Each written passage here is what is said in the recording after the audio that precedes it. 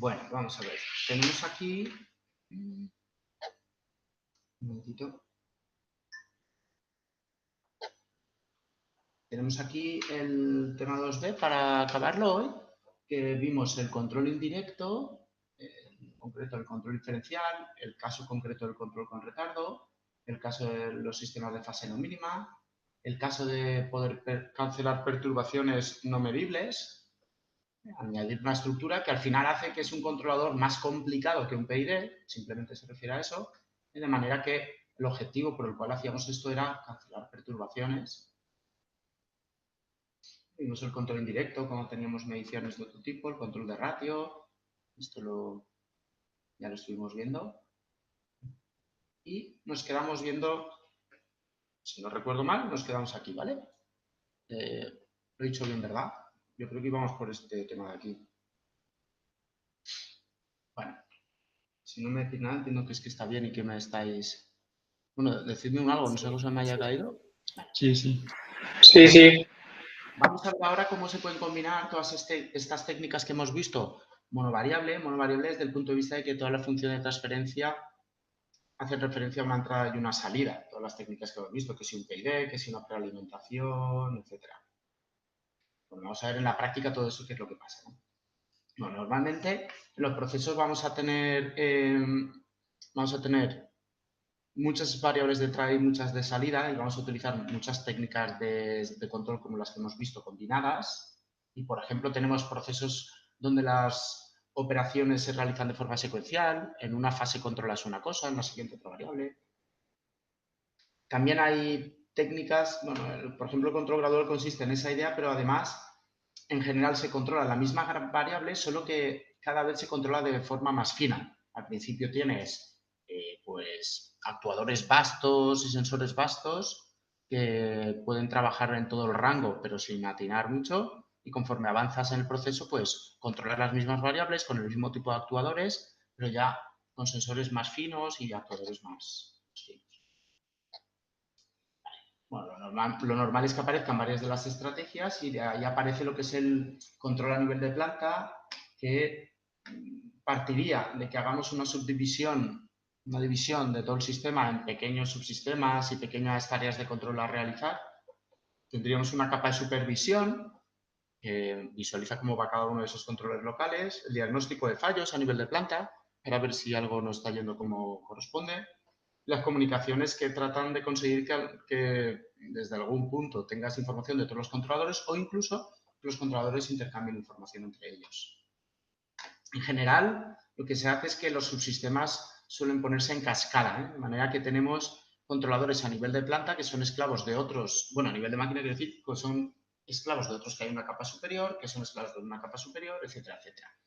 Y lo normal es que los objetivos de control, cuando estás más cerca de la máquina, son más de proceso, de un pH, una temperatura y tal, y conforme te vas alejando, son más objetivos relacionados con la productividad global, que va a producir toda la planta, incluso con temas económicos o sociales, etc. Bien, por ejemplo, vamos a ver un ejemplo real de la industria V que tenemos en el polígono del Serrallo, en el Grau de Castelló. ¿Vale? Bueno, es un caso típico que ya he nombrado varias veces con dibujos a lo largo de las explicaciones, pero en este caso se trata de un caso real, que lo tenemos aquí al lado. Bueno, esto me lo ha pasado el ingeniero de control que hay allí en V, que es David Tena, que está haciendo el doctorado conmigo, y nos dieron ellos permiso para poder difundir esto, porque en este caso es un proceso que es, digamos, bastante estándar, entonces ahí no hay cosas que proteger en exceso, porque resulta que todo esto del control a veces conlleva también parámetros que están un poco ocultos por parte de la industria, en plan una mezcla química que consigue tal propiedad que ellos han patentado, a saber, ¿no? Entonces muchas veces muchos de los datos relacionados en tareas de control pues puede que estén protegidos y no todo está accesible, ¿no? Entonces en este caso se trata de una caldera, como lo que vimos el último día de ejemplo, de gas natural para producir vapor de media presión. Un vapor que luego se ofrece al resto de procesos que tienen por allí por industria para calentar otras cosas. Muy bueno. Bueno, aquí ahora cuando pasemos a al dibujo, no sé si vais siguiendo mi presentación o abrís vosotros mismos las transparencias, pero bueno, se trata de transparencias de esta de aquí, la que vamos a analizar. La cuestión, bueno, la pongo ya así por encima y así ahora la podemos explicar. La idea es que aquí tenemos lo que son líneas de trazo completo lleno, digamos. Las hay de varios colores. Tenemos aquí unas flechas que nos dicen si es materia que sale o flechas de este estilo que se refieren a materia que entra, de varios tipos que ahora veremos. Y por otra parte tenemos los instrumentos de medición que son estos dibujitos, estos círculos con aspas. ¿Vale? Luego por otra parte tenemos los instrumentos, los controladores, que son estos cuadrados con un círculo dentro. Esto en la asignatura de instrumentación ya os explico lo que es. Y luego tenemos los actuadores que están dibujados en función de qué tipo de actuador sea. Tenemos aquí, por ejemplo, una válvula, una bomba, impulsión, otra bomba. Luego, por otra parte, tenemos bueno, pues algún dibujo que simula un nivel de un depósito. Y luego tenemos lo que es la nomenclatura, que es la estándar, que la voy a mirar un poco ahora por encima, que es, por ejemplo, esto es un flow instrument, en su caso, ¿no? Que le llaman al caudalímetro. Esto sería una sonda de temperatura, una de presión. Esto, por ejemplo, ¿vale? La T es de temperatura, la F de caudal, la L es de nivel. ¿Vale? Esto que tiene una A delante se refiere a analizador. Analizador es un instrumento que al final da una composición, una mezcla, ¿no? Con lo cual esto sería un controlador de concentración de algún compuesto. ¿Vale? Luego tenemos ahí los controladores que interaccionan y que ahora vamos a ver cómo funcionan. ¿Vale? Bien, para atrás. Entonces tenemos las líneas de color verde, que son agua para producir el vapor, perdón. La línea morada son ciertos aditivos para que no se dañe esto y el agua no tenga unas propiedades concretas. Una línea amarilla, que es el gas que hay que quemar. Y la línea azul, que es aire atmosférico para aportar al oxígeno para hacer la llama. Es decir, lo que entra es la línea amarilla y la azul, que son gas y aire para hacer la llama, y el agua que hay que calentar, que es de color verde, ¿vale? Eso lo tenemos aquí. Fijaros, entra por aquí el aire, por aquí entra el gas, esto se quema para hacer la llama, y por aquí entra esa agua que habrá que hacer hervir, que, bueno, se le ponen unos aditivos con la línea esta morada en esta zona. Luego tenemos como salidas la línea gris, la chimenea, digamos, que sería el CO2 de combustión, y la línea roja, que es el producto para lo que existe esta máquina, que es el vapor de media presión, que sería esto. Y aquí, esta agua que viene por aquí hierve gracias a este quemador y eso genera vapor de agua a media presión, que es para lo que sirve esta máquina, para producir esto de aquí, y los gases que van a la chimenea, ¿no? Que se tiran. Bueno, el objetivo es conseguir aquí vapor a cierta presión para que los usuarios, aguas abajo, hay otros usuarios, digámosle, pero que, bueno, no son usuarios, son máquinas, ¿no? Que van consumiendo este vapor y eso produce variaciones en el caudal y provoca variaciones de presión en esta línea de aquí, ¿no? Bueno, entonces, ¿aquí qué hay que conseguir? Conseguir una buena llama, conseguir que el agua hierva y genere este vapor de agua, conseguir que el agua sea suficiente para suplir todo el caudal de vapor de agua que me piden. Al final, el caudal másico de agua, ya sea en formato vapor o en formato media presión, bueno, pues la masa es la misma, en formato agua líquida o vapor. Bueno, entonces, los controladores, ahora lo detallaremos ahí, los controladores en general, como acabamos de decir antes, digamos que tienen unos objetivos globales de máquina, que serían los maestros, pero en general dan acciones de control que no van directamente a actuadores, sino que van a referencias de otros controladores de bajo nivel. Entonces, vamos a ver primero los controladores que tenemos a bajo nivel, porque aparte es algo muy común en la industria. Y es lo siguiente. En general, siempre que hay alguna tubería de la cual interesa la presión o el caudal, como está aquí, el vapor de agua que generamos, está de aquí, el caudal de gas natural que inyectamos, está aquí el caudal de agua que inyectamos. O sea, en general, siempre hay alguna válvula y un controlador local. En este caso, hay un controlador local de presión. Este controlador de aquí simplemente se encarga de conseguir que la presión con la cual estamos generando el vapor esté a cierta presión, en este caso 7,5 kilos aproximadamente, ¿vale? Sí, 7,5 kilos por centímetro cuadrado. Esta válvula de aquí se encarga de que, fijaros que esto es un flow control, un controlador de caudal, que el caudal de gas natural total que inyectamos sea uno determinado. El actuador solo está aquí, ¿vale? Pero lo que trata de controlar es el caudal total, porque el caudal que al final inyectamos es todo. Simplemente hay aquí un pequeño bypass, porque en fin, la regulación no creo que sea desde cero. Entonces, siempre se deja, aunque cerráramos esta válvula, siempre habrá algo de gas mínimo para asegurar que haya por aquí. Luego aquí tenemos otra válvula y esta en concreto, esta válvula lo que hace es controlar el caudal de agua que vamos a hervir. Aquí hay un controlador de caudal. ¿Vale? Bueno, este control es local, controlador local puro, este también es un controlador local puro, ¿vale? Pero, por ejemplo, este va suelto, pero este controlador de aquí, la medición que tiene, lo que está haciendo, es decir, la medición que tenemos aquí de caudal de gas se utiliza por aquí, en este caso. Y en este otro caso, la referencia de caudal que le pedimos a la inyección de agua viene de esta cosa aquí que ahora veremos. Bueno, como hemos dicho, uno de los objetivos principales de la máquina es proporcionar vapor de agua a media presión, de manera que con esto fijamos la presión y para todo el caudal de agua que le vayan pidiendo los usuarios conforme lo utilicen. Con lo cual, una de las posibilidades para el control del caudal de agua que inyectamos sería simplemente que la referencia de caudal a inyectar sea igual a la medición de caudal que tenemos aquí. Es decir, si el usuario de repente pide más vapor de agua, eso lo medimos aquí y esta señal es directamente la referencia del caudal de agua que habrá que poner. De manera que si el agua que entra es igual al agua que sale, supuestamente el nivel se queda protegido, o sea, se queda constante, ¿no? Bueno, pero realmente pues ahí pueden haber perturbaciones, que a lo mejor de repente hay una caída muy brusca, una subida muy brusca, entonces realmente el nivel, aunque se equilibre entrada y salida, acabará subiendo, bajando, o que no esté bien calibrado este caudal con respecto a este, en fin. Supuestamente es másico, fijaos que en este caso no está equilibrado, ¿no? Lo que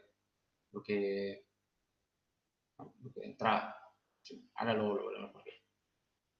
No es exactamente igual, ¿lo veis? 6,17, 7,12. Bueno, aquí tenemos un selector que lo que hace es decidir si utilizamos esta idea, medir el caudal que se está pidiendo de agua para que ese sea el que precisamente entre, o si seleccionamos el controlador de caudal. Esto aquí es un controlador de caudal que mide, perdón, de nivel, quería decir. Es un controlador de nivel que mide este nivel y trata de conseguir que el nivel de agua nunca sea ni muy alto ni muy bajo, que esta idea ya la estuvimos estudiando. Entonces, este controlador de nivel lo que da como acción de control no es la apertura de la válvula de entrada de agua, sino que lo que da como acción de control es la referencia del caudal que yo querría que entrara, que luego este controlador en cascada se encarga de conseguirlo. Por otra parte, tenemos este controlador de aquí también local, que no lo había comentado, que lo que hace es impulsar, un control de caudal, lo que hacemos aquí, y esta bomba de impulsión, este ventilador, digamos, lo que hace es controlar este caudal de aire que inyectamos.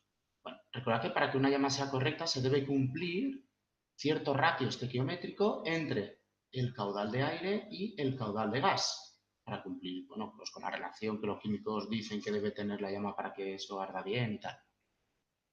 ¿Vale? Bueno, entonces, ¿cómo conseguimos esto? Fijaros que aquí teníamos, digamos, un control de caudal de gas así, permanente, ¿no? Supuestamente este caudal de gas lo estamos fijando continuamente.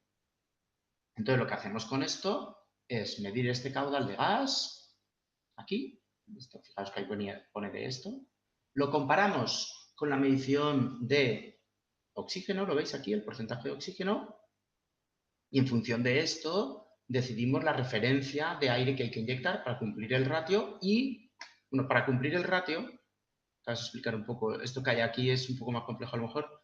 Para cumplir el ratio lo que habría que hacer es medir el caudal de gas, multiplicarlo por un ratio deseado y eso nos dice el caudal de aire que deberíamos inyectar.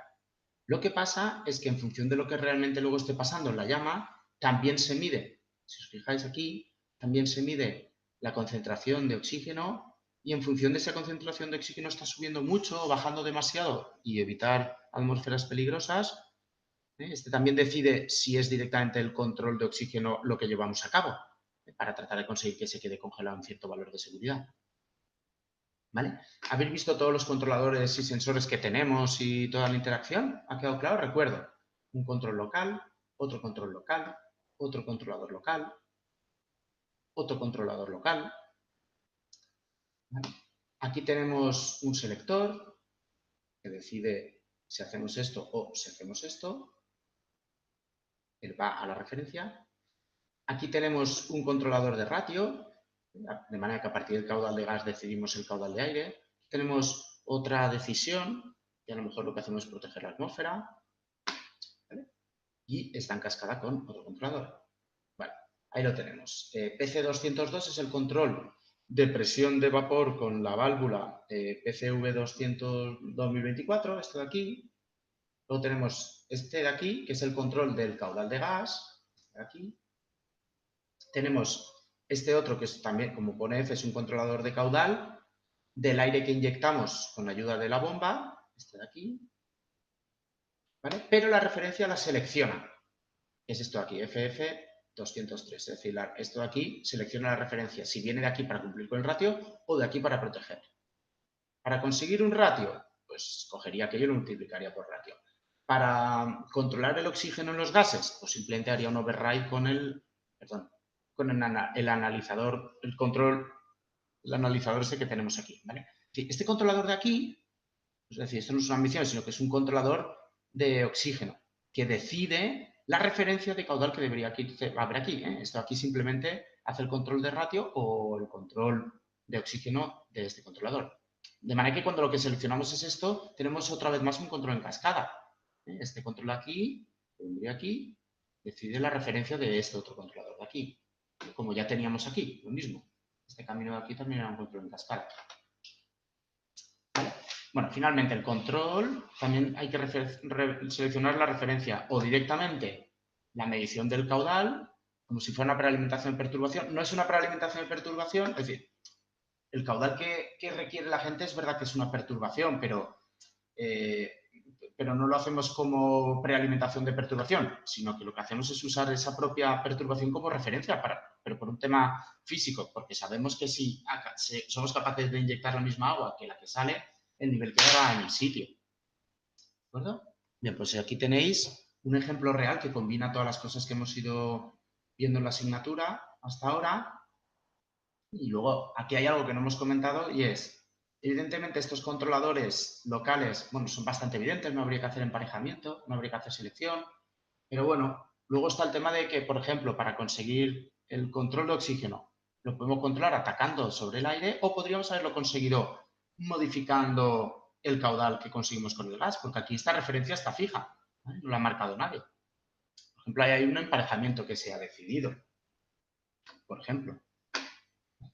Y luego también, por ejemplo, podríamos haber conseguido el control de nivel también modificando a lo mejor la presión, poniéndolo que este controlador hubiera afectado a la presión con la que generamos el vapor. Lo que pasa es que como eso se supone que es una de las características propias del producto que queremos enviar, por eso no la hemos tocado esta referencia. ¿Vale? Bueno, en fin, habéis visto, ¿no? Que aquí se dan todas las problemáticas que hemos ido viendo hasta ahora. Y es que es un control típico de los que hay muchas veces en industria y mucho más complicados. Este nos lo pasaron porque, bueno, es un ejemplo clásico, no tiene una complejidad excesiva y para temas didácticos de ver por primera vez un sinóptico de un sistema real de control multivariable, pues está. ¿Vale? ¿Ha quedado claro esto? Que resume un poco todas las técnicas que hemos ido viendo y eso. ¿Lo habéis seguido bien? Sí. Sí. el controlador multivariable, el control multivariable y el emparejamiento ya lo hemos estado viendo y el desacoplamiento también. Solo me gustaría recordaros una cosa.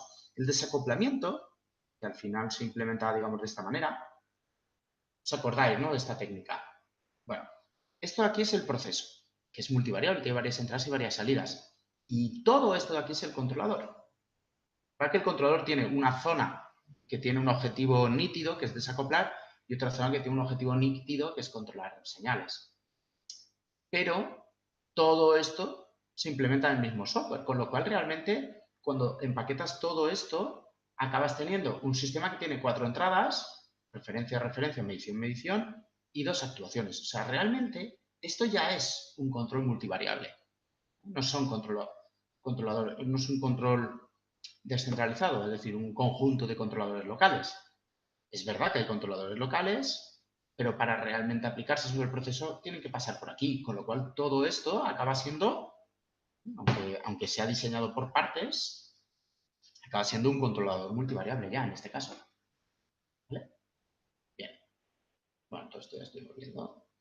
Bueno, ahora voy a explicaros una técnica en qué consiste, que no la vamos a ver en la asignatura, tampoco tenemos en la universidad la toolbox necesaria instalada, es bastante más cara que las que tenemos licencia, pero yo os comento un poco cómo funciona. Bueno, estas ideas de llevar a cabo al final, el mejor controlador de todos los que hemos visto que te hace pensar en controladores de forma independiente sería este, el multivariable con desacoplador y tal. Bueno, pero esta idea, a lo mejor, esto te restringe mucho de lo que puedes conseguir en cada controlador. Porque os acordáis al desacoplar, un momento para atrás, al desacoplar teníamos que el sistema desacoplado tenía esta pinta.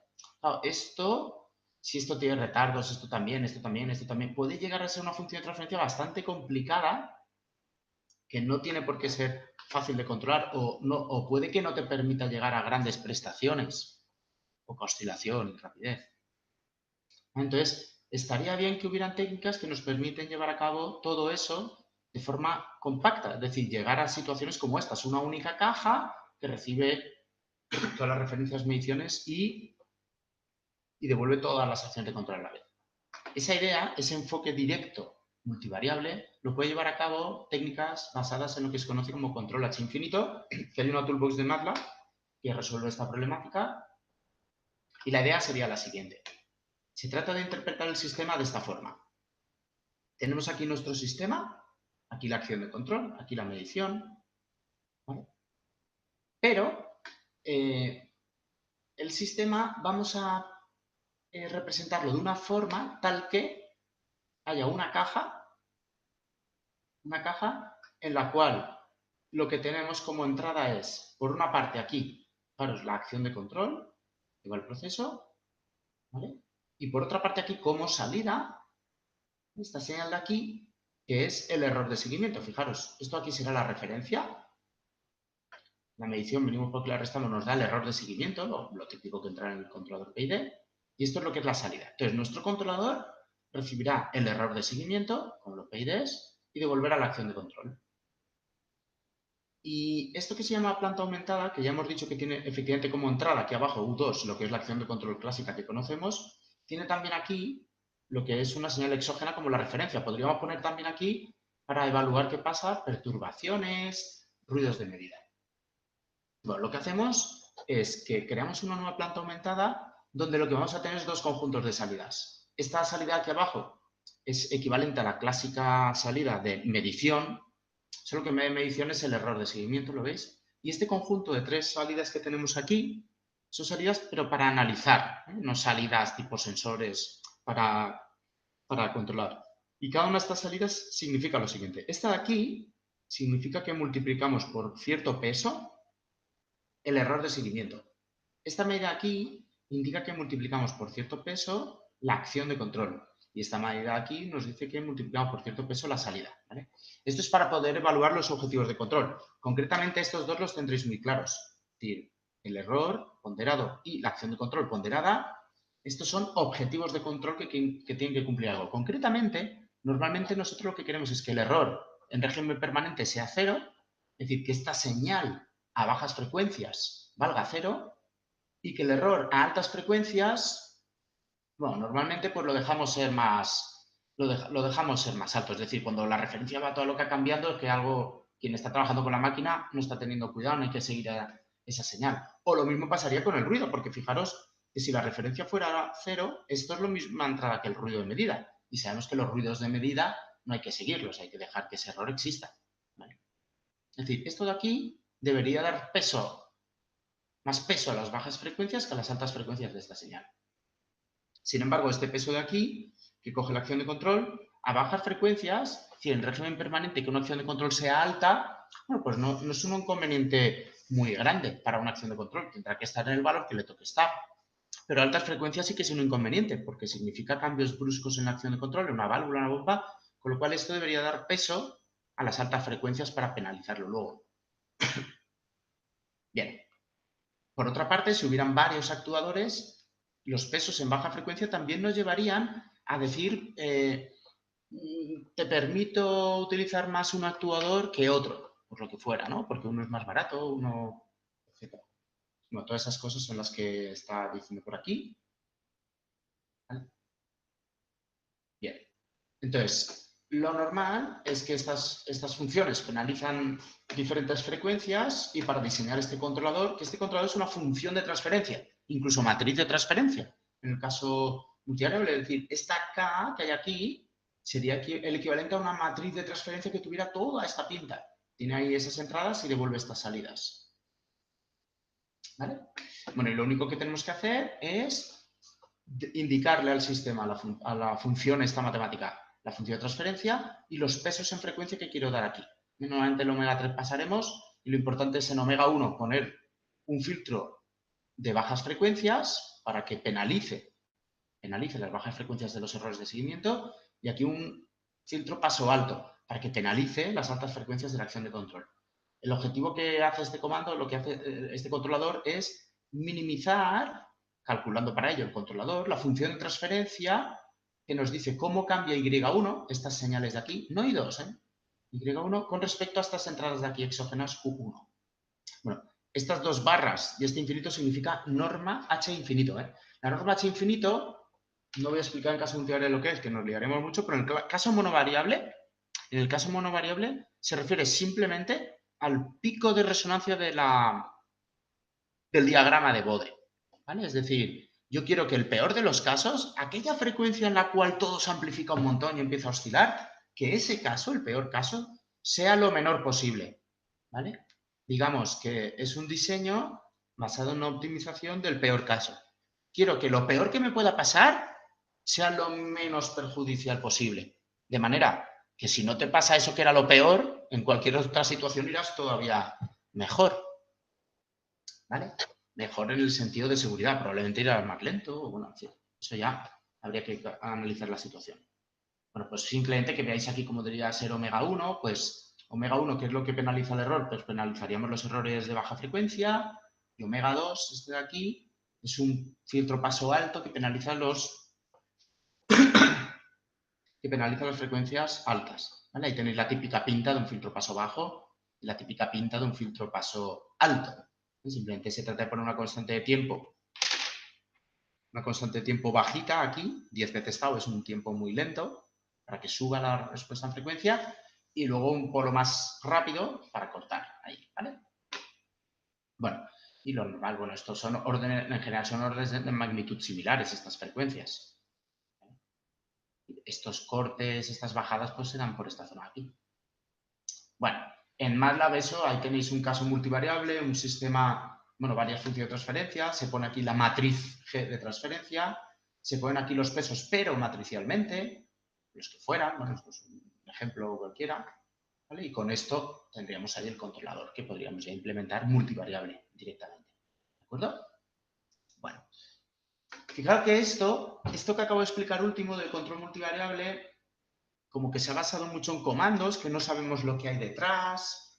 Bueno, pues esto es el resultado de la evolución de unas técnicas un poco más simples, pero que nos permiten entender qué está pasando por dentro, que vemos ahora ya en el tema 3 que voy a empezar.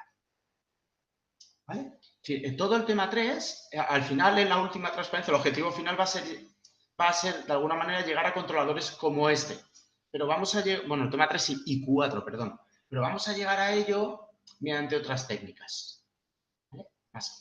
Digamos, más clásicas, más anteriores en el tiempo, no tan avanzadas, pero que son la base para luego poder entender todo este tipo de cosas. Bueno, esto lo he puesto aquí en este tema simplemente porque como todo el tema 2 le he llamado control pensado para modelos de partida de tipo entrada-salida, por eso lo he puesto aquí, ¿vale? Bueno, vamos a pasar ya a los temas siguientes, pero antes de ello, para que entendáis por dónde vamos, os quiero recordar lo que es la introducción que vimos de la asignatura. Aquí hubo una transparencia que os dije, esto ya lo iréis entendiendo conforme avance el tiempo.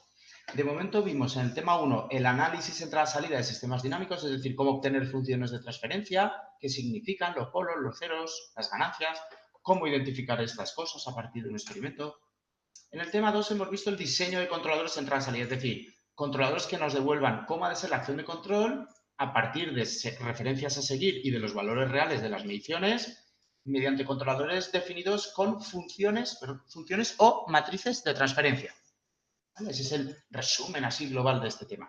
Bueno, pues ahora vamos a dos temas más que, bueno, como el recordatorio de qué es un sistema, cómo evoluciona, qué es controlar, tanto eso ya está claro. Vamos a repetirlo con otra nomenclatura que nos permite pensar en términos multivariable de forma directa. ¿Vale? Simplemente esto se va a llamar espacio de estados. Y donde antes poníamos GDS o poníamos esto para expresar la dinámica de un sistema, ahora pondremos estas ecuaciones, como ahora luego os explicaré. Y en el tema 4, porque esto va a llevar un día o dos solo y este también. En el tema 4 veremos, una vez tenemos como punto de partida, que conocemos la evolución de un sistema con estas ecuaciones, cómo se calcula el controlador. Fijaos que el equivalente es el mismo hilo conductor que hicimos ahí, solo que con otra nomenclatura, pero conociendo ya el concepto objetivo de control. Entonces iremos más rápido. Lo último que veremos en el tema 5 es, bueno, todas estas cosas, ya sean de donde sean, cómo se llevan a cabo de forma discreta.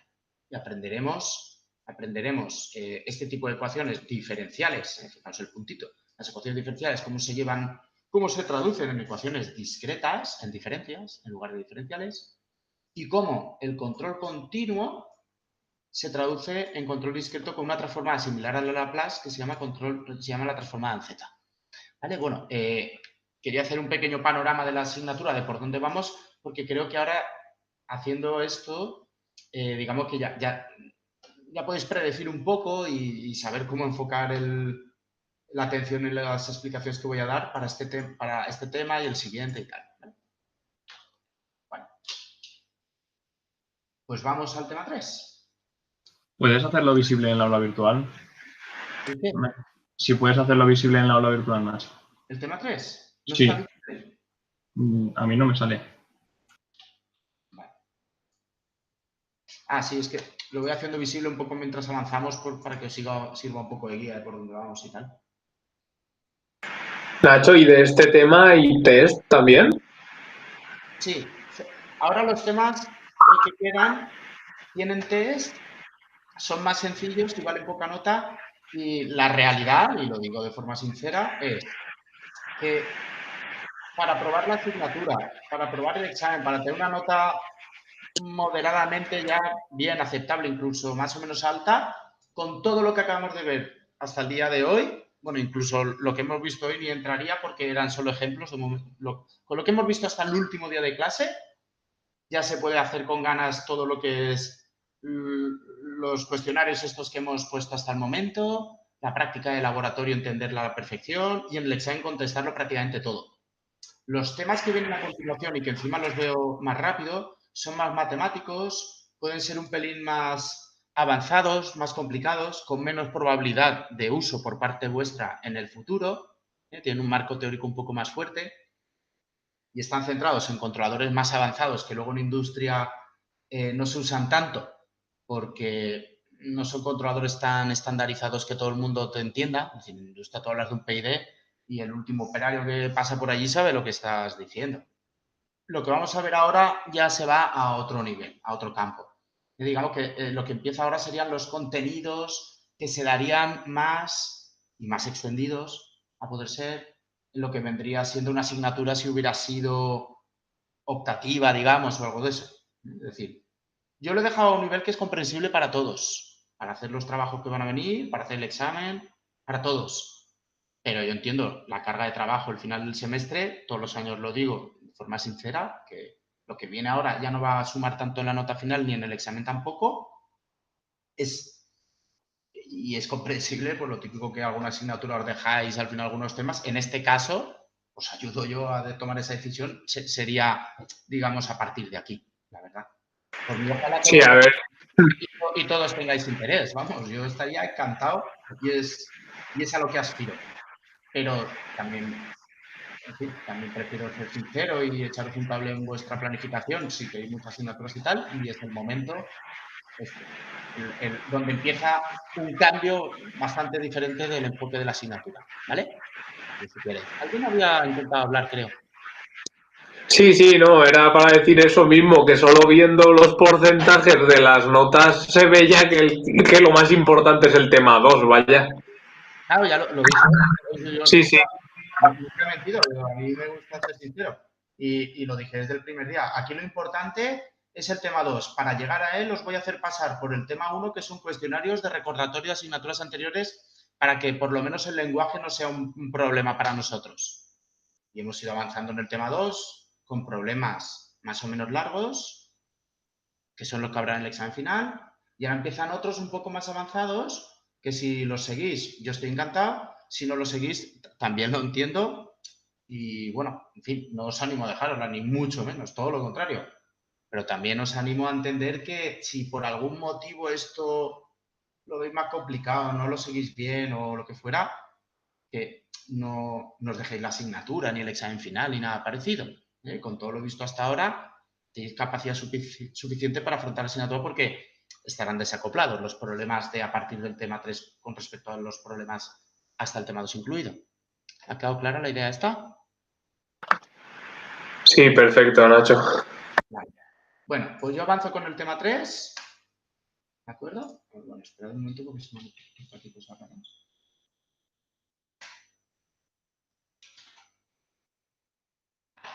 Bueno, pues vamos a repetir algo similar al tema 1, que es el análisis temporal de sistemas, pero el análisis del comportamiento dinámico del sistema, pero en este caso con otra nomenclatura, que se llama espacio de estados. No es tan complicada, solo que ahora vamos a hablar siempre de cálculo matricial y eso, pues a veces es complicado de ver de forma veloz. Y entonces, si las ecuaciones no se van entendiendo por este tema de verlas matricialmente, se puede embolicar todo. Pero si se va viendo, yo intento hacer explicaciones así como más cualitativas para no perdernos, se sigue bastante bien, vamos. Bien, vamos a empezar con ciertas definiciones y conceptos básicos y pasaremos a ver el modelado este nuevo en espacio de estado, que tampoco es tan complicado ni tan nuevo, os sonará de otras asignaturas, de hecho, y veremos la equivalencia con todo lo que hemos visto hasta el día de hoy. Bueno, sistema, os recuerdo que era un conjunto de elementos que interaccionan entre sí y con el exterior, y que ahí entrábamos en la definición de variables externas, las entradas a un sistema, que teníamos o bien lo que eran las acciones de control manipulables o bien perturbaciones. Luego teníamos las variables internas de un sistema, que nos definían el comportamiento que nos define el comportamiento de un proceso.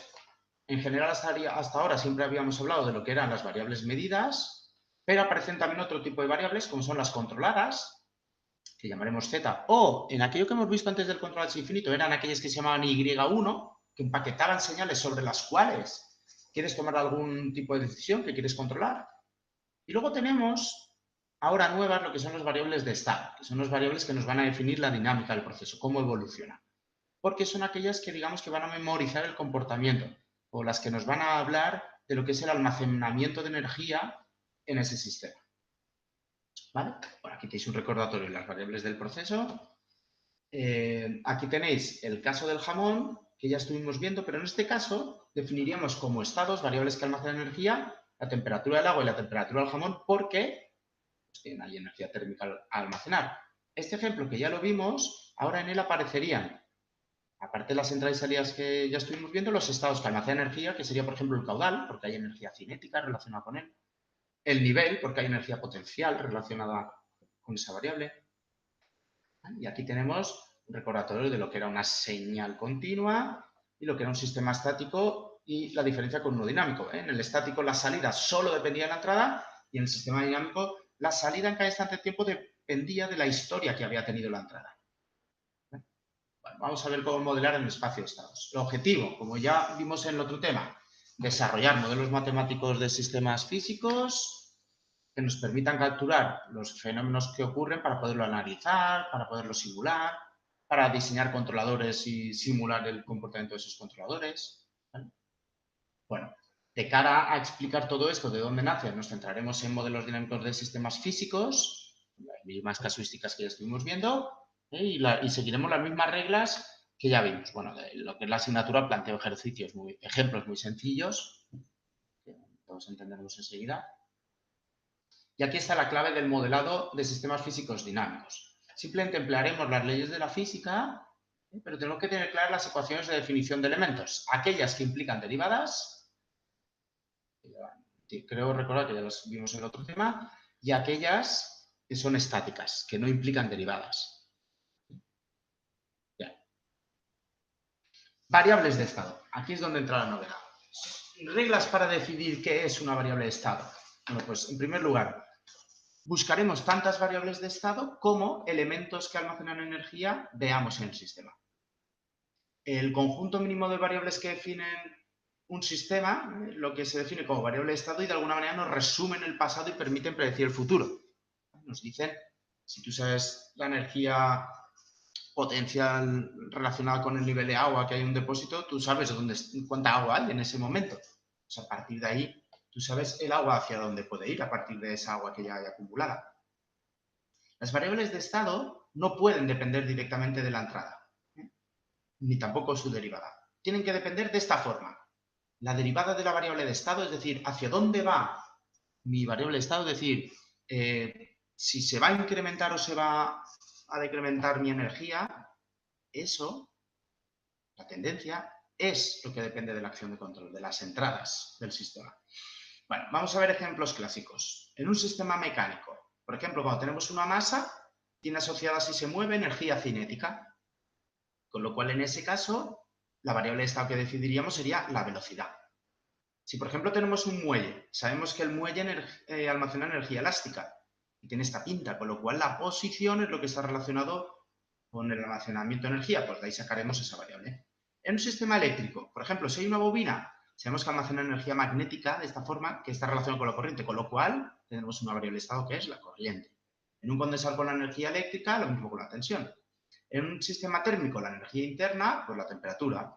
Y un sistema hidráulico, por ejemplo, un depósito, la gravitatoria, pues el nivel. Bueno, incluso faltaría ahí poner, vaya, no cabía, pues un caudal.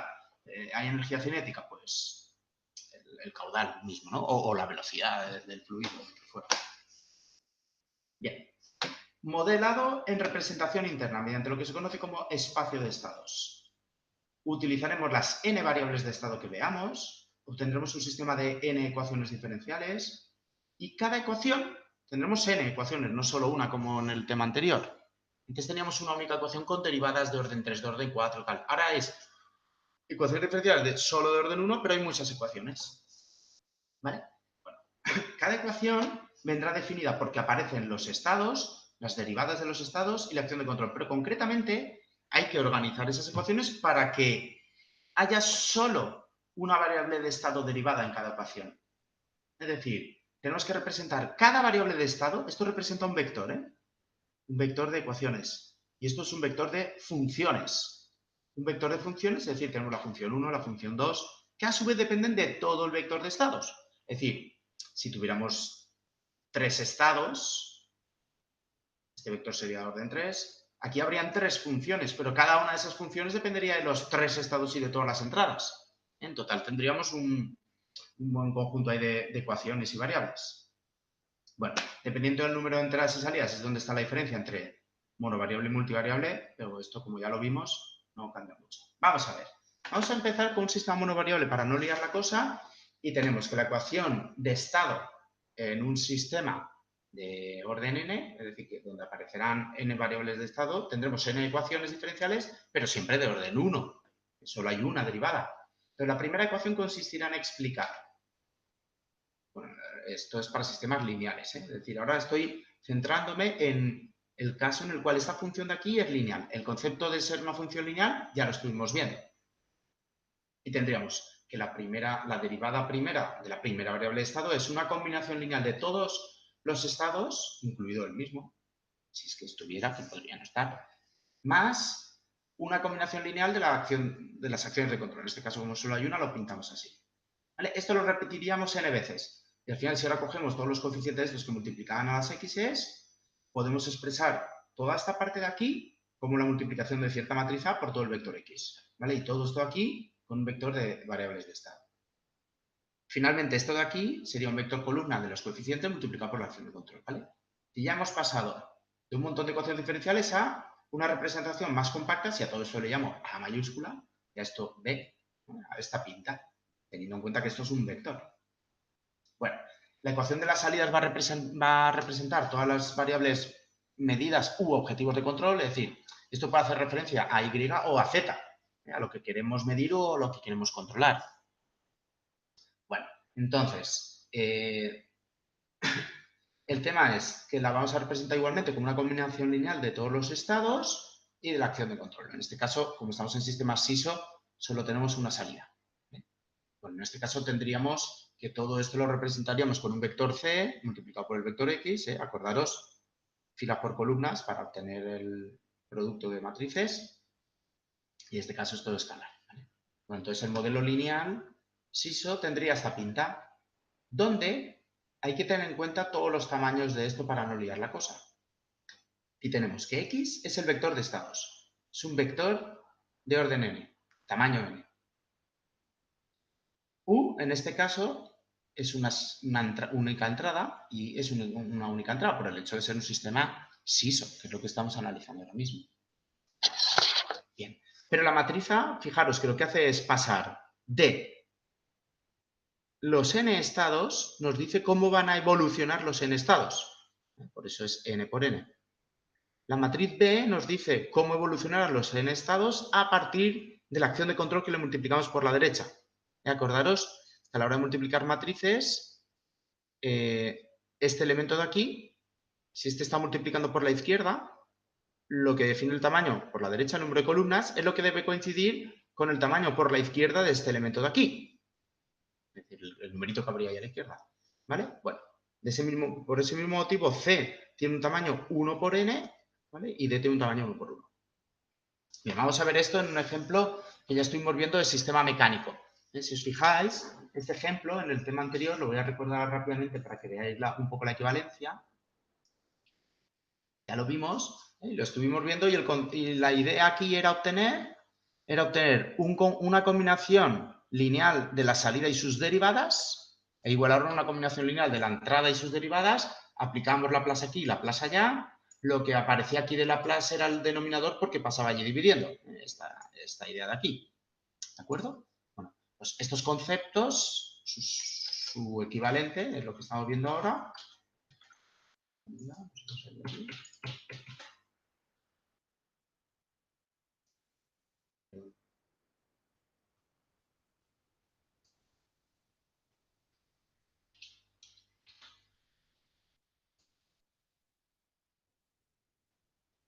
En continuo. Entonces, en este caso, tenemos una masa que se mueve, pues la velocidad va a ser un estado, que será igual a la y punto esta. Tenemos un muelle que se contrae y almacena energía elástica, pues esa será la otra variable de estado. ¿De acuerdo? Bien, entonces tenemos ahí, por una parte, una ecuación que nos dice que la velocidad es igual a la derivada de la posición y la otra que es sumatorio de fuerzas a favor menos sumatorio en contra es igual a masa por aceleración. Bueno, pues yo ya trato de expresar estas ecuaciones que conozco con las variables de estado. Simplemente cojo y lo voy sustituyendo todo para que me quede de esta forma. Y la acción de control es la fuerza. Bueno, pues me creo el vector de estados y replico las ecuaciones estas conocidas de manera que las represento con el estado a la izquierda derivado igual a el resto de cosas a la derecha. Por ejemplo, aquí. Y punto, como debido a la posición del muelle, Y es un estado, ¿vale? Esto sería x1 punto. Pues pongo x1 punto. Igual a la velocidad, que era otra variable de estado, pues igual a x2. Y de aquí, bueno, lo mismo.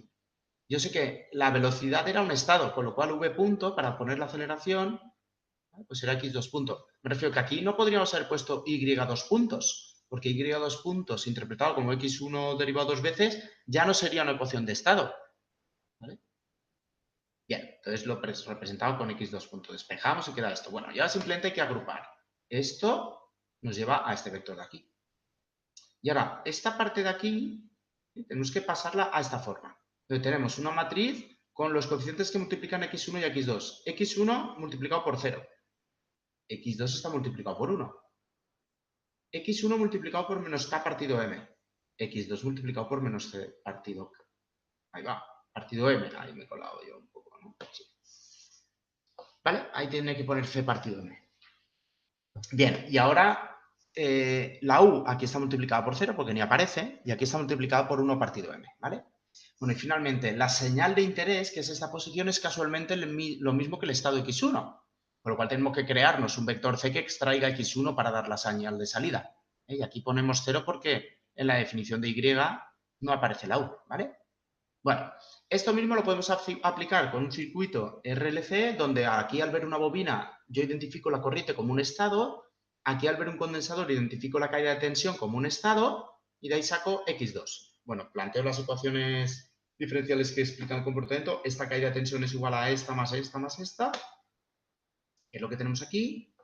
Aplicamos al mismo tiempo la ecuación de definición de un condensador, ¿vale? Que es que la corriente que lo atraviesa es igual a C por la derivada de la tensión que le cae, y a partir de esas ecuaciones y despejadas convenientemente, como hemos explicado antes, llamando x1 a esta variable, x2 a esta, bueno, pues lo reescribimos y tenemos de nuevo la matriz ABCD rellenándolas adecuadamente.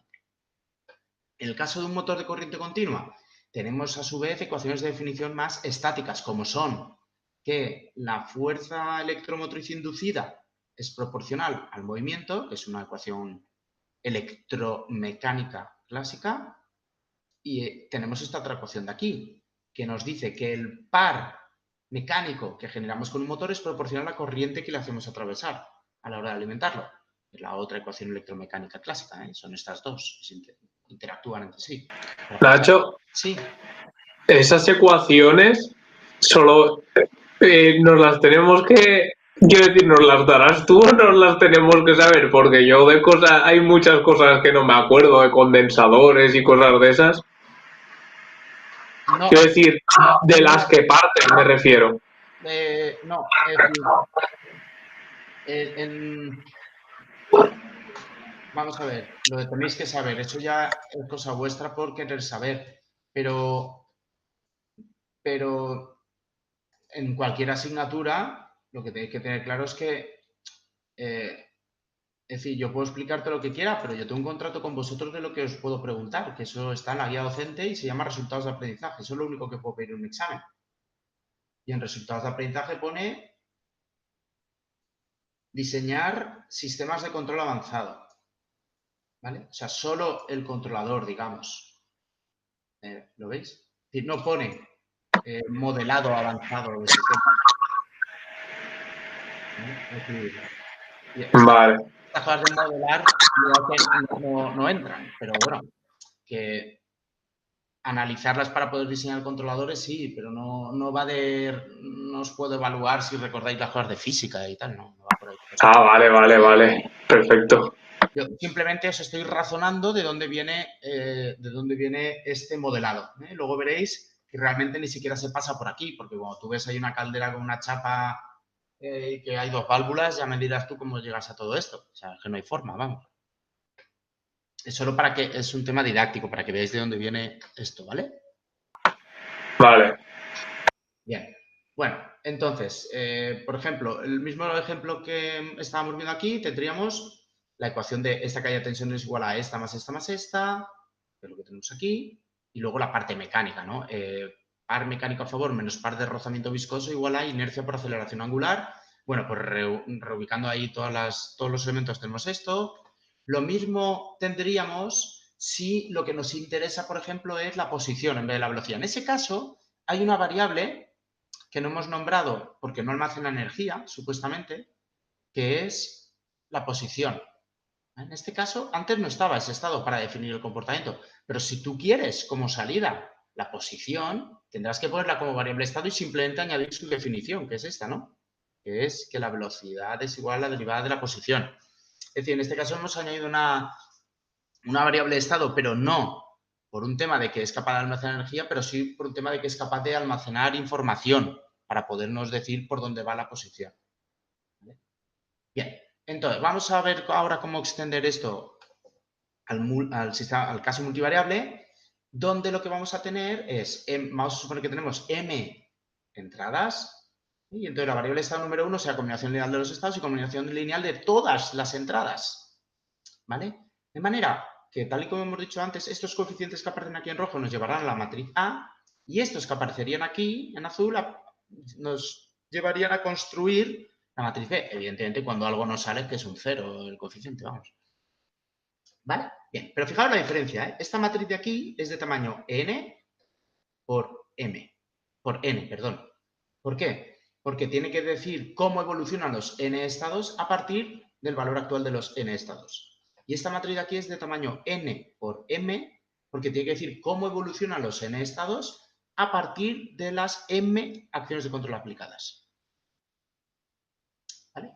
Bien, es un poco como lo que hacíamos de cómo definíamos una función de transferencia, ¿no? Que decíamos GYU se refiere a la que nos dice cómo cambia Y a partir de los cambios de U. Bueno, pues el tema de los tamaños lo podéis pensar igual. ¿Esta matriz B qué es? Bueno, pues esta matriz B es la que nos dice cómo cambian los n estados. ¿Veis que aquí está el cambio, ¿no? La derivada. Cuando yo le meto m entradas, ¿de acuerdo? Lo mismo con esta interpretación. Bien. Para la salida, lo mismo, si tuviéramos más de un sensor, más de una salida, tendríamos P salidas, diríamos. Entonces haríamos una ecuación para cada sensor, para cada salida. Los coeficientes que aquí ahora están pintados en rojo los empaquetaríamos en la matriz C. Los coeficientes que aquí están en azul los empaquetaríamos en la matriz D. ¿Vale? De la misma forma, esta matriz C, ¿qué pinta tiene? Pues nos dice cómo cambian las P salidas a partir de los N estados.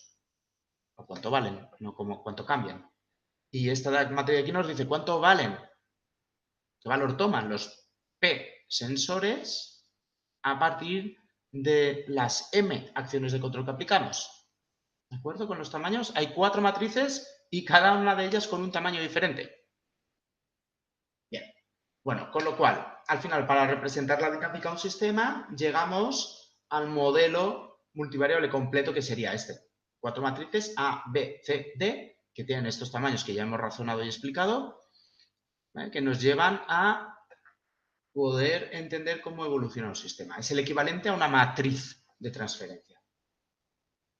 Bien, aquí hay otro ejemplo, que es el ejemplo del jamón cocido que tenía una entrada, que era la calefacción, y otra que era la temperatura externa, que era una perturbación, pero bueno, al fin y al cabo era una entrada. Bueno, pues ¿cómo empaquetaríamos todo eso? Simplemente cambia aquí en este ejemplo lo de la matriz B. Lo paso rápido porque no nos vamos a meter en detalle en el tema del modelado. Pero lo que sí que vamos a ver ahora es que realmente lo que hemos dicho es que las variables de estado tienen que estar relacionadas con el almacenamiento de energía o con la memoria. Claro, si hay una masa que se mueve y hay un muelle, la velocidad habla del almacenamiento de energía, la posición también. Pero la velocidad más la posición, aunque sea sumar peras con manzanas, también habla del almacenamiento de energía. Y la posición menos la velocidad también. Con lo cual, tú podrías definir nuevas variables de estado que están relacionadas con la combinación de variables de estado. ¿Vale? Eso es lo que se llama aplicar una transformación del estado, una transformación lineal del estado. Bueno, pues lo que podemos decir es que partiendo de un sistema dinámico definido de esta forma, podemos definir cierta relación lineal, pero completa, es decir, esta matriz ha de ser invertible. No puede ser un 1 por A y todo ceros, en plan, mi nuevo sistema solo tiene en cuenta esta variable estado y se olvida del resto. No, no, no, tiene que ser una matriz invertible.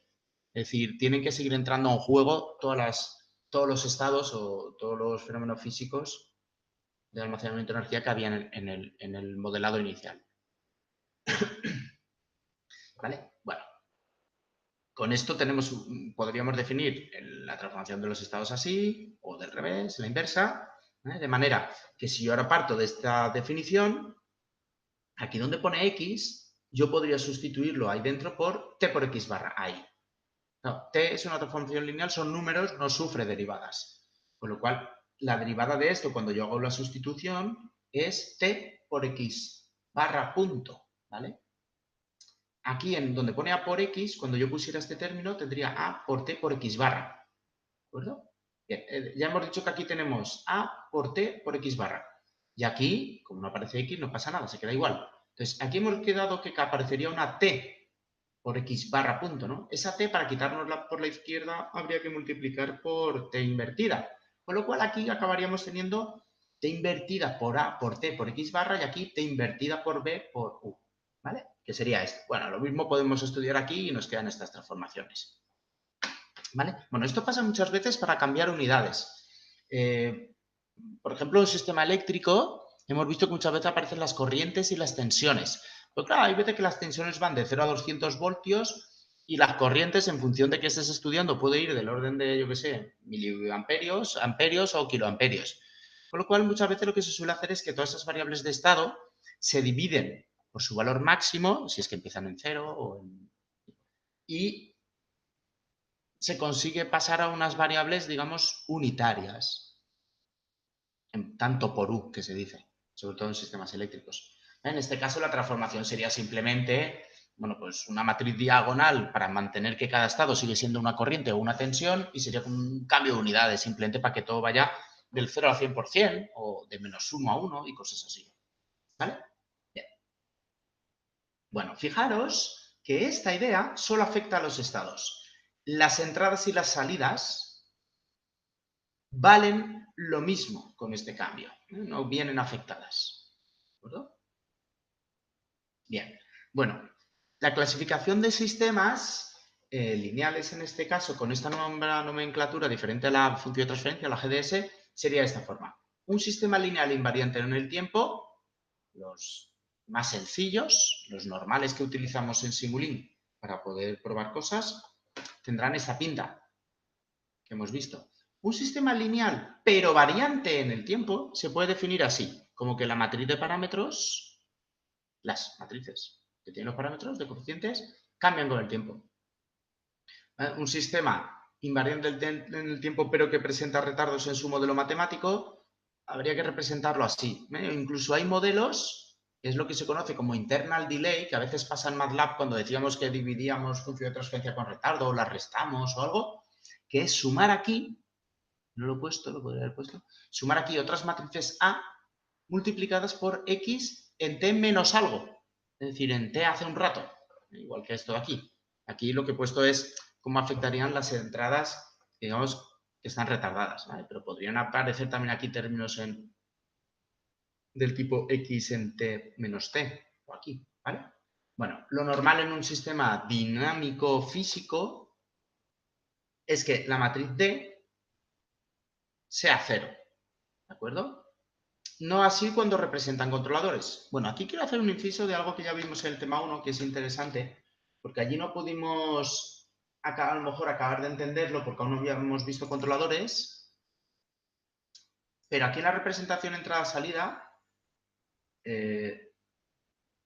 no, perdón, en la respuesta temporal estuvimos hablando. Ganancia estática, ¿eh? Que era el valor al cual tendía la salida cuando yo cambio la entrada. Esto es muy útil, digamos, en el análisis de un sistema físico. Si yo dejo mis válvulas y mis bombas abiertas o puestas en marcha este porcentaje, ¿dónde se me estabilizan las temperaturas o lo que fuera, no?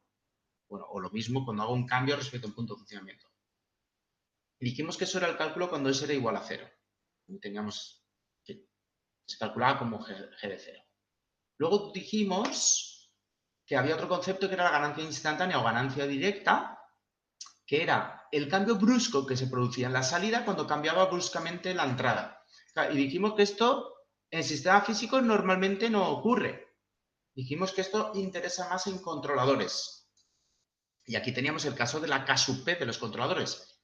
Fijaos que en un controlador, la variación brusca que se produce en la salida de un controlador es en la acción de control. ¿Vale? Cuando cambia bruscamente su entrada en un controlador es el error de seguimiento. Entonces, En un controlador PID, C de infinito, recuerda que C de S era KP más KI partido S. Entonces, C de infinito vale KP. Entonces, en un controlador sí que hay ganancia directa. O ganancia instantánea. Vamos a seguir con lo viendo.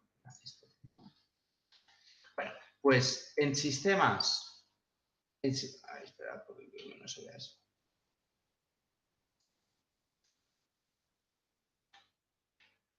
En sistemas físicos, normalmente causales, en sistemas que son causales, la salida no depende de la entrada, es decir, normalmente D es 0. No pasa eso en los controladores, porque en los controladores la salida del controlador es la acción de control que calculas y lo que le entra a un controlador no es la acción de control, sino el error de seguimiento. Entonces, ahí es donde entraría K sub P en un controlador PID, por ejemplo. ¿Vale? Bueno, sistemas no lineales invariantes son aquellos donde tenemos una serie de funciones no lineales las que sean, ¿vale? Incluso para evolucionar el estado y también para definir la salida. Y si encima ya lo más liante del mundo, que también son variantes del tiempo, la propia función de transferencia o los coeficientes que pudieran haber por ahí, en la función esta, también es variante en el tiempo, ¿vale? Ahora bien, si estas funciones son derivables, se puede obtener el modelo linealizado. Y aquí os recuerdo simplemente cómo se lleva a cabo la linealización en sistemas mediante la representación interna. Bueno, voy a recordaros de nuevo, como antes, cómo hacíamos esto del tema 1 para que veáis el paralelismo, porque yo creo que así se entiende mejor el tema. Bueno, aquí teníamos los sistemas no lineales y partíamos de una ecuación diferencial de grado n, el que fuera, y lo que decíamos es que los incrementos de esta señal, su doble derivada, son igual a, y derivábamos esta función con respecto a todas las variables, tuvieran derivadas o no, como si fueran variables independientes. Es lo que tenéis aquí. Derivar respecto a la primera derivada, derivar respecto a la señal de salida pura, respecto a este, ¿vale? Teníamos un montón de sumandos para hacer la linealización. De manera que al final todo este sumando evaluado en el punto de funcionamiento, un coeficiente y este, y llegábamos a una ecuación diferencial lineal, ¿vale? Vamos a ver ahora el equivalente en representación interna.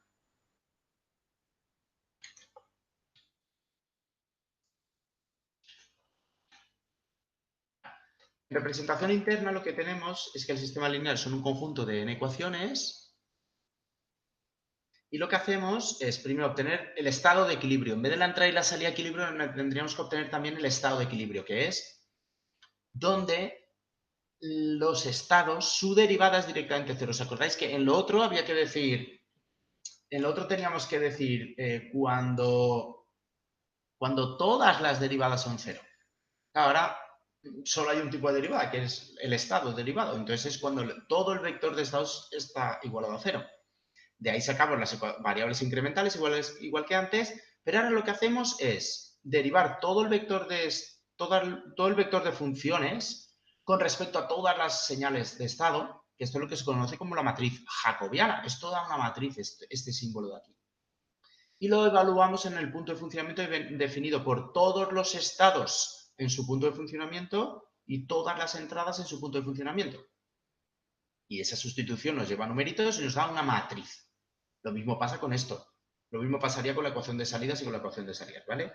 Bueno, como no voy a entrar en esos detalles, simplemente aquí os muestro un ejemplo del llenado de dos depósitos en el cual, bueno, aquí se ha aplicado la ecuación de Bernoulli, la que nos dice que el caudal de salida es igual a esta sección por la raíz de 2GH, de este nivel de aquí, ¿vale?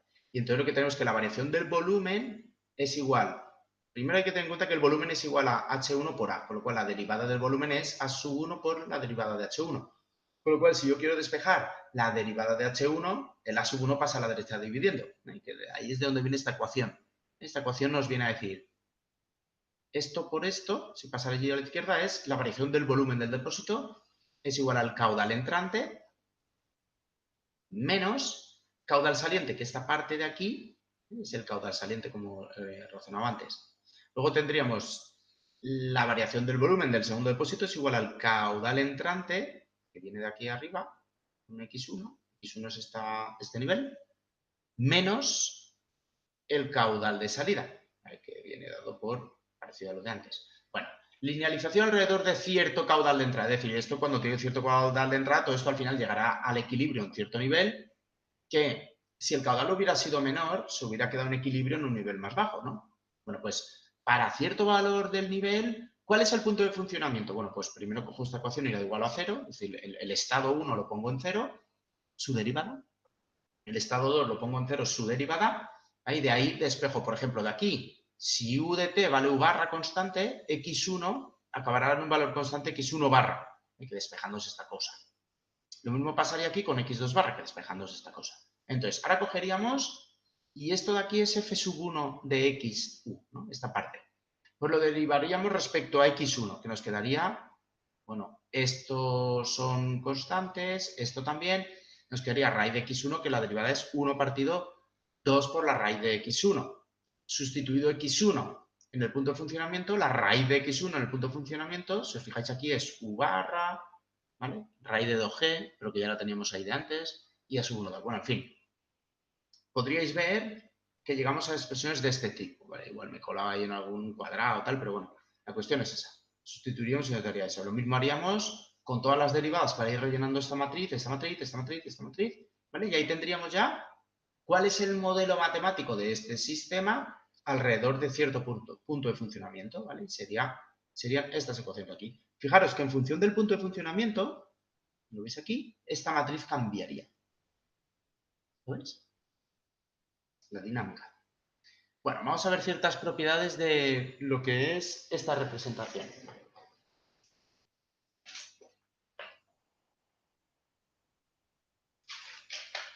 ¿Me seguís bien? ¿Me oís? ¿Me he quedado colgado? Sí, no, bien. Sí, no, bien. Vale, pues vamos a continuar. Vamos a ver ciertas propiedades que tiene este modelado. Bien, llamamos controlabilidad a la propiedad que tiene un sistema de manera que a partir de la definición del mismo con un modelo en representación interna, nos dice si es posible conseguir una secuencia de acciones de control tal que nos permita llevar a cualquier valor del estado. Es decir, yo sé que parto de un valor del estado y yo quiero llegar a otro valor en el estado. Es decir, yo tengo cierto caudal y cierto nivel en un depósito y yo quiero saber si dentro de un rato yo seré capaz de llegar a cierto nivel y cierto caudal en un depósito. Bien, entonces, a partir de la definición de esta ecuación diferencial, resolviéndola, que esto entiendo que es parte del tema de resolución de ecuaciones diferenciales o de sistemas de ecuaciones diferenciales que habéis visto en la asignatura cálculo, ¿no? Si no me equivoco. La resolución de este tipo de ecuaciones tiene esta pinta, no sé si os acordáis. ¿Esto lo habéis visto? ¿Cómo resolver ecuaciones diferenciales que tienen esta pinta? Sí, pero en primero de carrera, hace 5 años. Bien, no pasa nada. No vamos a entrar en ello, pero bueno, yo solo quiero saber si os suena, ¿no? La fórmula de cómo despejar de aquí x con una derivada y. Y que así a grandes rasgos, pensad, cogeríamos esta x y la pasaríamos aquí abajo dividiendo. Y esto es derivada de x y debajo derivada de t, la pasaríamos allí multiplicando, más o menos. Con lo cual aquí a la izquierda nos quedaría derivada de x partido x, a la hora lo integraríamos para despejar la x y eso da el logaritmo neperiano de x, ¿no? Eso sí que os acordáis. Y esto daría a por t. Claro, el tema es que eso nos hablaría del logaritmo neperiano de x, con lo cual para despejar la x tenemos que hacer exponencial a la izquierda y a la derecha y eso al final nos lleva a que x es igual a e elevado a por t. Así a ojímetro, es un poco más complicado. ¿Os sonaba un poco eso, ¿no? De cómo resolver ecuaciones diferenciales con esa idea que he dicho. Sí. ¿Vale? Bueno, pues entonces a partir de aquí la resolución de la ecuación diferencial es esta. X en un instante de tiempo t determinado es igual a esta cosa por el valor inicial que tuviera la x más la integral de esta parte de aquí, ¿vale? Donde u es una señal temporal aquí fuera. Bueno, entonces el problema de saber si yo puedo obtener el estado dentro de t segundos en el valor que a mí me dé la gana, realmente la manera que yo tengo de poder llevar cualquier señal a cualquier valor es poder moldear, digamos, toda su trayectoria. Es decir, no se trata solo de si yo puedo poner x en un instante de tiempo dado en un valor, sino si también puedo poner su primera derivada, su segunda derivada, su tercera derivada, así hasta n. ¿Vale? Por la relación que tiene, digamos, cada estado con todos los otros y tal. Con lo cual, si yo cojo esta ecuación y la represento para la primera derivada, tengo esto de aquí. Si la pongo para la segunda derivada, tengo que derivar a la derecha y me queda a por x punto más b por u punto. ¿Vale? Pero a su vez yo sé que x punto tiene esta pinta, lo sustituyo ahí dentro. Y nos queda esto. Y esto lo repetimos hasta la derivada enésima, nos queda algo como esto. ¿Vale? Como toda esta secuencia. Bueno, entonces al final resulta que poder fijar todas las derivadas, para yo poder fijar todo esto de aquí, claro, lo que yo fije aquí en u me va a acabar afectando también a lo que yo fijo aquí en xn, en x derivada enésima. ¿Vale? Con lo cual, al final, yo tengo que poder decidir todo. U punto, u2 puntos, u3 puntos, ¿vale? Tendría que poder definir todo eso. Entonces, me planteo la resolución de esas u's como una ecuación matricial que tendrá esta pinta. La derivada enésima es igual a esto elevado a n más, bueno, toda esta cosa de aquí, que esta cosa es los coeficientes estos que aparecían aquí, ¿vale? Multiplicado por el vector de derivadas que tengo que conseguir deducir. Bueno, esto es una ecuación matricial. Para resolverla, ¿os acordáis lo que habría que hacer, no? Es decir, este vector es igual a esto menos esto, ¿no? Evidentemente, es decir, esto pasa aquí restando. ¿De acuerdo con eso? ¿Y ahora qué habría que hacer con esta matriz para poder despejar este vector? ¿Alguien se acuerda?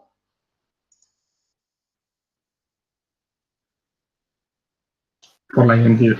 No. ¿No? ¿Por la identidad sería? No. Con la inversa. La inversa de la respuesta. ¿No? Perfecto. Habría que premultiplicar por la inversa de esta matriz de aquí. ¿Vale? Para quitárnosla encima.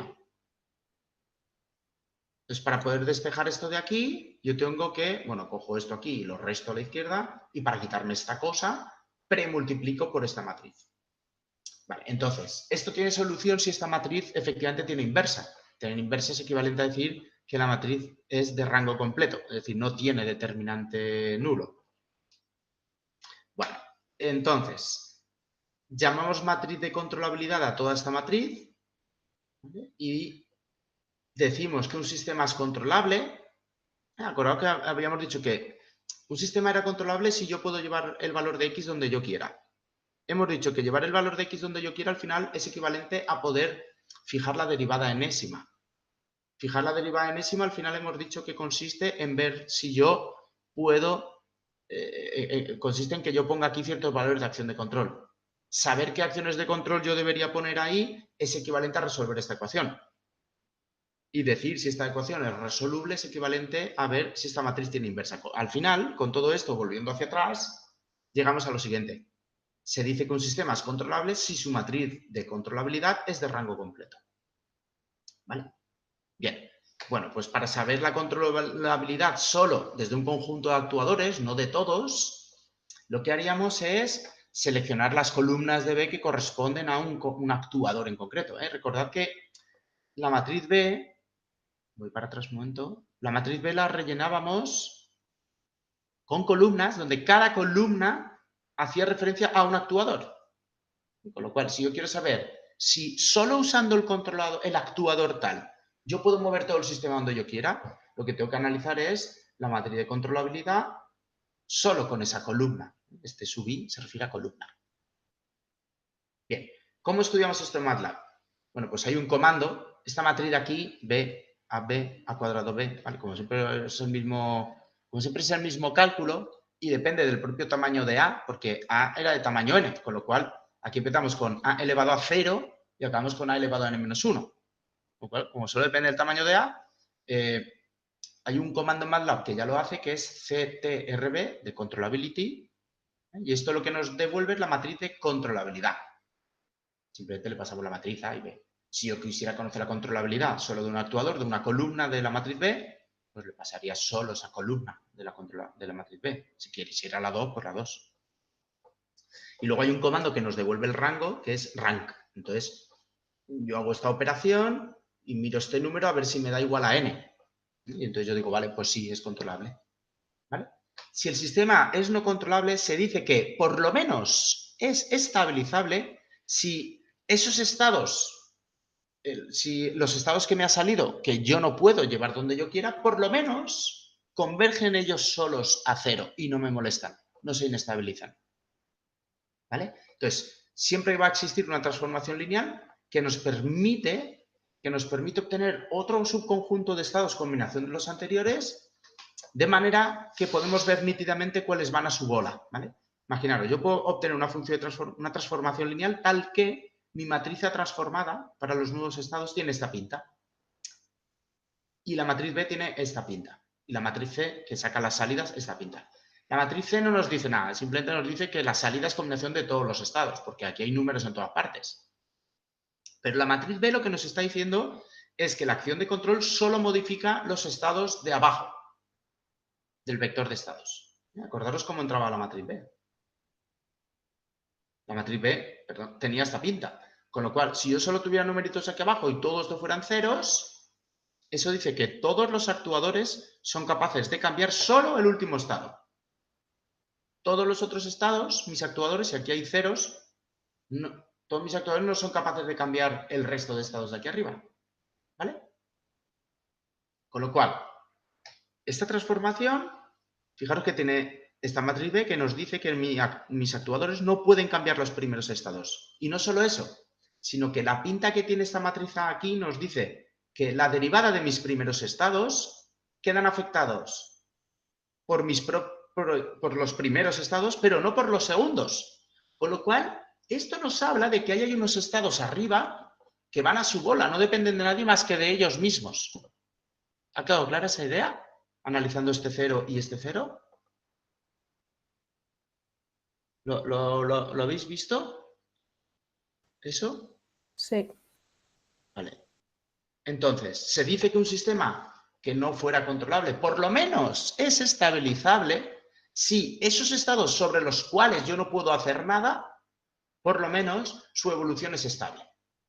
¿Vale? Eso lo veremos más adelante, pero se dice que un sistema es estable si los valores propios de la matriz que define el comportamiento, la parte real es negativa, ¿vale? Esto lo veremos más adelante, por qué es esto concretamente. Con lo cual, lo que habría que hacer es obtener esta transformación, que eso lo hace un comando que es ctrbf, que significa controllability, como este comando, ¿vale? Form, ¿vale? Entonces nos saca la forma de controlabilidad. Es decir, nos devuelve una matriz A barra, esta vez la he puesto de barra, matriz A barra, todo este comando así, nos devuelve una matriz A barra tal que aquí arriba tiene todos los estados no controlables. ¿Cuántos estados no controlables hay? Bueno, pues eso nos lo da la R esta. Esto, el rango de la matriz de controlabilidad, si da n es que todos los estados son controlables.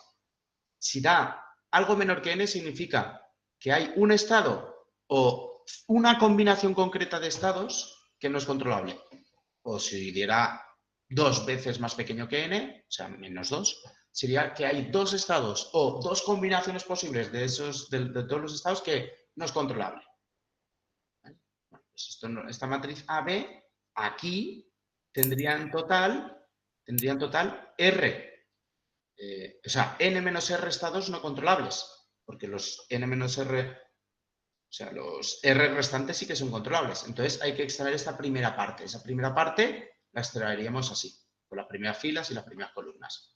Luego calculamos sus valores propios y miramos si la parte real es negativa, para ver si el subespacio no controlable por lo menos es estabilizable.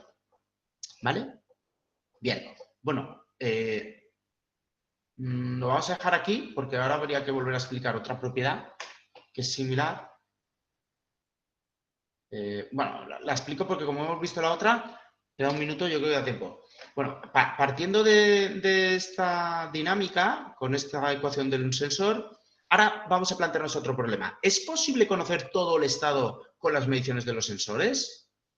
A lo mejor yo tengo un sensor, pero hay 10 estados. ¿Puedo conocer yo los 10 estados? Bueno, pues yo puedo coger mi medición y derivarla, y derivarla, y derivarla, e ir relacionándola con mi estado. Yo sé, efectivamente, que mi primera relación es esta. Pero si yo ahora derivo, yo sé que X punto tenía esta pinta, lo sustituyo. Bueno, y voy haciendo eso un montón de veces. Al final llego a una ecuación como esta. Que mis sensores y sus derivadas, al final, son iguales a toda esta cosa por mis estados más otras cosas que tienen que ver con las acciones de control. Supongamos que yo conozco las acciones de control. ¿Puedo conocer yo el estado? Sí, si yo soy capaz de premultiplicar por la inversa de esta matriz. Es decir, si esta matriz es de rango completo. Bueno, pues a esto le llamamos matriz de observabilidad. ¿Vale? Se dice que un sistema es observable si esta matriz es invertible. Y ser observable significa que yo de un sistema a partir de las acciones de control y de las mediciones puedo obtener todo el estado. ¿Vale? Bueno, pasa la misma idea con la observabilidad respecto de un conjunto de sensores, solo que en lugar de coger columnas de B, cogemos filas de C. ¿Vale? Y finalmente existe la misma idea que antes con el subespacio no observable y diremos que un sistema es detectable si aquello que yo no puedo observar por lo menos es estable. Es análogo el problema. Solo que ahora el 0 aparece aquí y aparece ahí. Pero el análisis es el mismo. Y finalmente decir que estas propiedades de observabilidad y controlabilidad solo lo son de la realización ABCD, pero realmente no es algo que le pase al sistema, es un problema de nuestro modelo matemático. Pues hay una cosa que se conoce como realización mínima, que es quitar aquellos estados que no son controlables o observables. Nos los quitamos de encima. Y eso es el comando minreal que hemos usado tantas veces. ¿Vale? Bueno, lo dejamos aquí y continuamos el próximo día, que entiendo que tenéis otra clase ahora, ¿no? Que son las 12:30. Sí. Vale, bueno, pues perdonad que me he retrasado un minuto. Nos vemos el lunes algunos en prácticas y el martes en teoría, ¿vale? Perfecto. Vale, hasta luego. Hasta luego. Adiós.